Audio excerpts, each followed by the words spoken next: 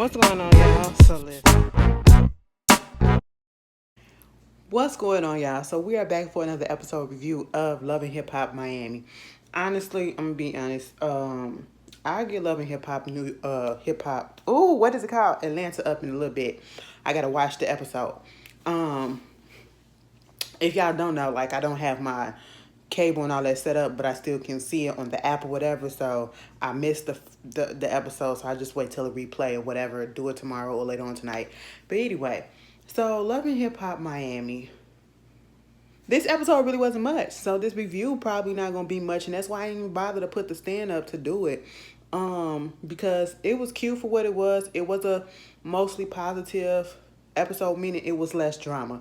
The only one that gave us some drama was Suki and Ray J. Ray J is, and I hate to say that, but Ray J is a stunt queen. Okay, he is very much a stunt queen. And when I say stunt queen, I'm not calling him a woman. I'm not trying to imply that he's anything else. But, you know, the term stunt queen is a person who do a lot of stunts in goddamn shows. That's like an attention whore, always pulling something out their ass just to get an attention and everything. That's what a stunt queen is in my book. You know what I'm saying? So we get into the episode. We got Noriega, who was still out there in New York with his family. And that was a good scene. I ain't even gonna lie. That was a good scene. So far with Noriega being on this show, his scenes have been positive. And see, what I like about him for the most part is because he's letting it work for him. And I feel as though he really is this dude. Like, we can get gutted if we want to, but we also can be who we really are. And we're not always trying to be on and be that nigga all the time. And plus, you know, he not only have to worry about he has to worry about his business reputation. Something that Ray J needs to understand too, okay? Like, you know, so he's showing you that family side. He's not in the street. He's not out here fucking bitches and stuff that we know of, but that's the image that he's putting out there. He's a family guy. He's about his business. He got his podcast. And again, when is the Drink Champs podcast coming out with B2K? I'm still waiting on that, but all right. But, you know, I like that hearing his mother talk about him and how he was an introvert and they never would have thought that he would become a rapper and everything. And, you know, him bringing his kids down there to see him and the kids was just like all into the stories and everything. So that right there, that had the impact that he was looking for the kids to just want to know. So I was really much here for that. Then we get this whole situation with, you know, Trina. She's on the is it Street Legends tour, whatever. Y'all know what tour she been on this whole season. And that's basically what her whole season, for the rest of this half of this season, her being on tour. So she's doing that. They're down in Jacksonville, you know, she's getting ready to perform. She glad to be there. And of course she gets up there, she performs, you know, talking about her 30 years or 20 plus years in the game. And, you know, how it always, you know, her first time being on stage, how she was a nervous wreck. But then once she got on there, she did her thing. And that was just that. The rest was history. And that was brought up because Sukiana, she also got invited to be an opening act on the tour, you know, come do her thing on the tour in Jacksonville. So when we first see her, she's performing, she's rehearsing and doing all the things that she needs to do. And it seems like everything is together, right? Everything is not together, okay?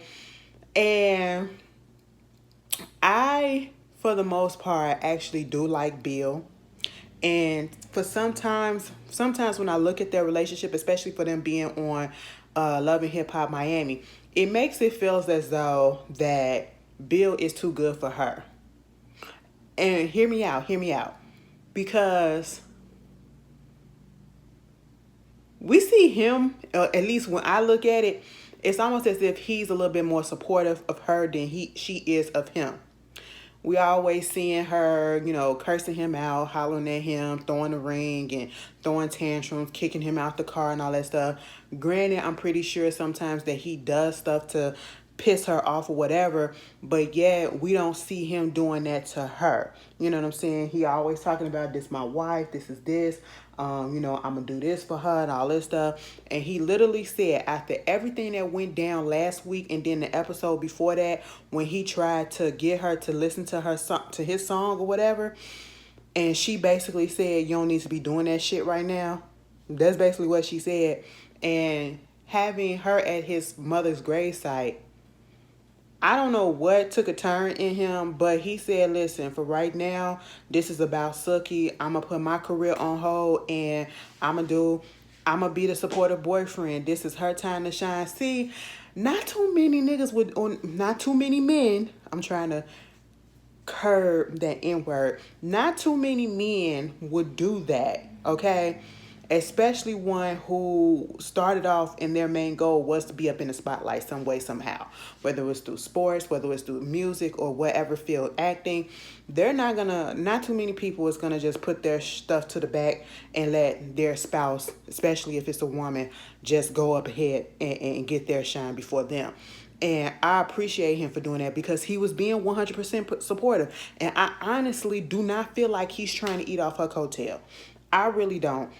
At the beginning, I did, but right now, I just don't get that feeling. I get that he really genuinely loves her, okay? And I feel as though he probably loves her more than she loves him. That's the feel that I get. What about y'all? Y'all tell me. So they're riding on the bus. The manager is hyping them up, which is making Suki nervous. They're like 5 hours away from the venue, and Suki said, pull this bus over, we about to rehearse, because, now you making me nervous. Now I feel like we need to rehearse because we ain't rehearsed enough or whatever. And I was like, pull the bus over where? We finna do it in the middle of the street, in the dirt road or whatever?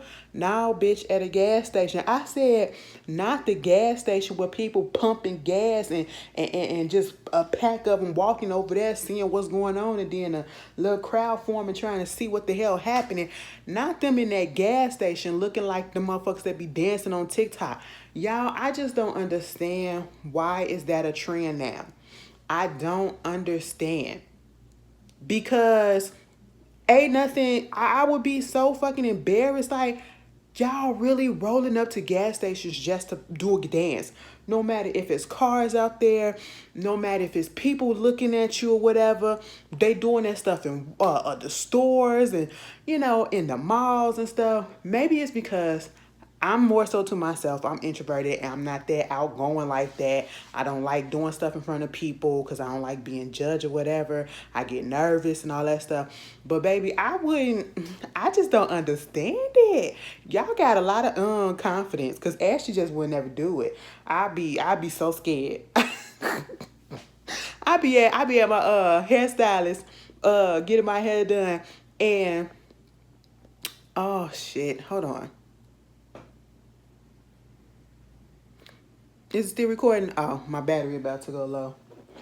I be at the hairstylist getting my hair done, and let me plug this up right quick. Ooh, hold on, y'all. I be at the salon getting my hair done, and I don't even be wanting to I don't even be wanting to put my camera up to record, to be like doing a TikTok video or a regular video for Instagram, be like, yeah, I'm getting my hair done or whatever and all that stuff.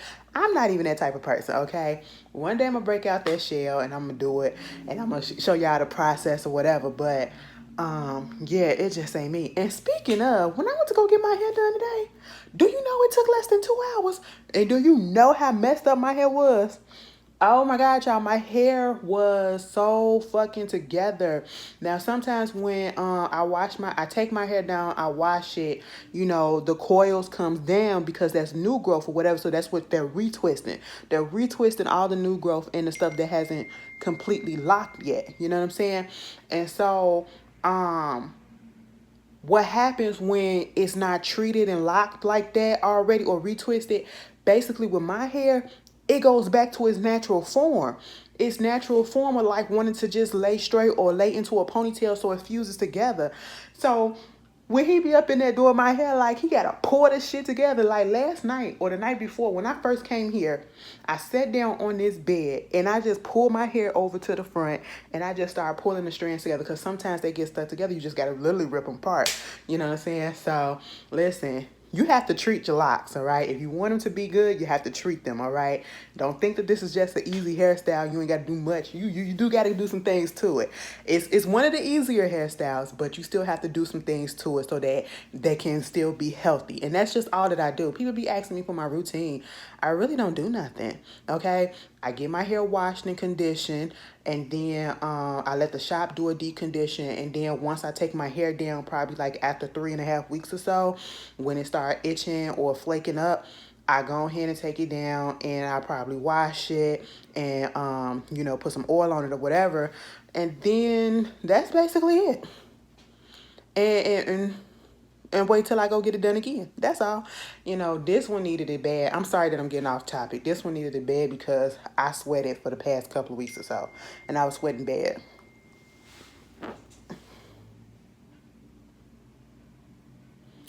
Anyway, but yeah, so that was that. What was I saying? How did we get to locks? Okay, yeah, they was practicing.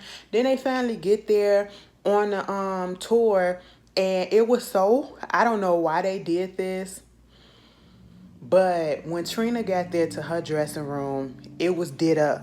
It was did up. It was like everything that was on her what is it called? Her itinerary or her router? Her rider, that's what they call it. Everything on her rider was there. The food, the tables and all that stuff, it was fit for her. She was, and you know how Trina is. She picky as hell. She'd say something if she don't like it. She was all the way here for a girl. She was like, oh my God, look at this. Oh, what is this? They got the little watermelon with my name carved up in it and everything. This is nice. Meanwhile, when Suki get there to her dressing room, it's literally just a room which looked like part of the hallway that they just put a curtain up, and it had some chairs up in there, and that was it. And so Suki just sitting there like, nah, I don't like this, because where my stuff at? Where's the hairstylist at? Where's the makeup artist at? You know what I'm saying? Where's the drinks?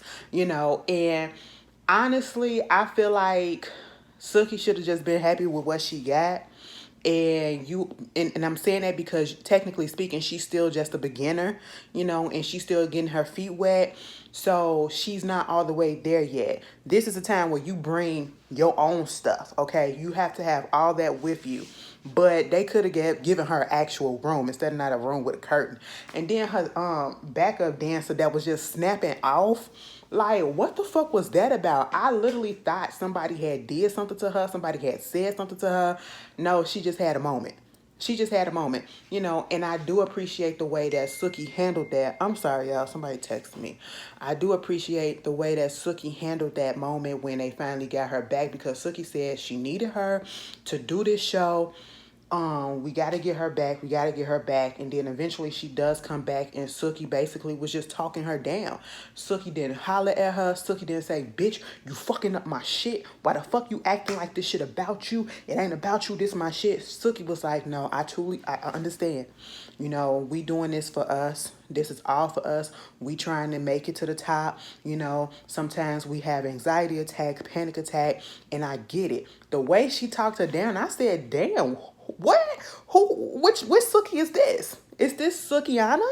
This Sukiana? Or is this Suki? Because it ain't Suki. You know what I'm saying? This is Sukiana. That's who it was. I said, girl, all right. But then they get on the stage. She looked nice. But once they do the performance, the crowd was getting into it for the most part. She got off and she felt some type of way. And she do what a lot of people do, especially when they're just starting out. She overthought it. She thought, well, even though the crowd liked it, even though y'all giving me all these praises or whatever, I still feel like this was wrong. I missed a step. I missed a word, messed up on this or whatever. And we're like, no, girl, you did great. And she even had to talk to Trina, and Trina basically told her the same thing, And I love the fact that Trina was giving her advice too, because, some of the girls and some of the guys up in the game, they can be a little wonky. You know what I'm saying? They don't want to give advice to the young kids no more. You know what I'm saying? To the up and comers or whatever. But some of them still have that etiquette about them and still have that oomph about them and just want to see the next generation or the next up and coming people succeed. So I like the fact that she did that. Moving on from that, the whole situation with Kim Kardashian and Ray J, and Ray J is so fucking dramatic. But honestly, I kind of felt bad for him just a little bit. And when I say a little bit, I mean a little bit. Because, first of all, let's put him on pause. Some of y'all was not letting up on Princess last week. I said, damn, I'm looking at the comments like, now I know I said, let's put our feelings to the side because a lot of us felt the same way. But I'm just like, as a woman, I wouldn't want no nigga talking to me like that, trying to fucking slut shame me. And you the one that's really out here being the whore, okay? And then want to question my parenting. But bitch, y'all brought up her whole past. Oh, you weren't doing this when you was talking shit to Tiara and you was doing all this shit to Tiara. I said, well, shit, bitch, I'm gonna have to just let y'all have it. I fucking tried. Y'all said no, okay? I said, oh, America has a problem. No, okay? That's what it was. I was like, all right, I'm gonna let y'all have that. I get where y'all coming from because y'all damn sure was right, though. Like I said last week, you shouldn't have married the motherfucker when you got pushed up into the pool. That was your main warning right then and there, okay? Now, if he was doing the shit that he was doing in the marriage, 9 out of 10, he was doing that before y'all got married. So, I don't care about them getting divorced. I just didn't like the way that he was speaking to her. That was just what it was, you know. But anyway, so, you know, he out there on the beach with his kids and Melody and Epic. And then, you know, Princess said the only reason why she came out there is to get the kids and all that stuff. But it's drama that's going on. It's drama that's going on with this Kim Kardashian and the sex tape situation when it was, y'all remember when they said it was like 2 tapes out there and Whack 100 trying to say that he had another tape and all this stuff. And here comes Ray J. Now, I remember when that whole situation went down, right? Now, when that first came out, and you know, Whack 100, I don't know if he was on a podcast, I don't know if he was on Clubhouse, but for Ray J to say that, you know, Whack put that out there as a joke, because that's all he do. He jokes and they took it too seriously. Whack did not say that one time as a joke. Now, one time was it a joke, Ray J? Now, y'all can dismiss me with that one because he said it multiple times. And then he kept on egging this shit on. Joke my ass. He was dead ass serious trying to antagonize them. And at one point, I felt bad. God damn. Did you get him? Are you almost there? At one point, I felt bad for Kim because, like, why is this shit still coming up? And not one time did I ever think about Ray J. And then I was like, you know, when he said, I'm losing business because of this, I said, is it really because of the sex tape or because your own antics too? Because your own antics, especially the shit that you did on this show, that could cause you to lose business. Some people don't want to work with people that got all this mess up in the news. Well, look at what they got with. They knew what they signed up with. I really don't feel like his business was affected at all. I feel like he just stunts and shows, you know. So he trying to get that situated and you know, trying to understand why now are y'all putting this shit out there. And then I spoke to Kanye about it. And I told him there was no sex tape. There was nothing else. I had some recordings, like voice recordings and something else. But other than that, there was nothing of that sort to be a second sex tape or anything. We met at the airport and that was that. And he went and told and all this stuff. And it was something that was supposed to stay between him and Ray. So Kanye, he's saying that Kanye basically put it out there and they used that shit and ran with it. Now, on the one hand, I felt a little bit bad for Ray, but then I didn't. But then on the other hand, I don't feel bad for nobody involved. Because everybody involved in this whole situation got kids, got a spouse or an ex-spouse, benefited 100% from this. I don't care if no matter what level it was, they all benefited some way, somehow. okay, especially monetarily. So I really don't feel bad for none of these people at all. And Kim, I do feel, because they trying to basically show that it was a setup, meaning that they was using it for TV shit, and then Wack trying to say they trying to use your name to get publicity and fame off of it.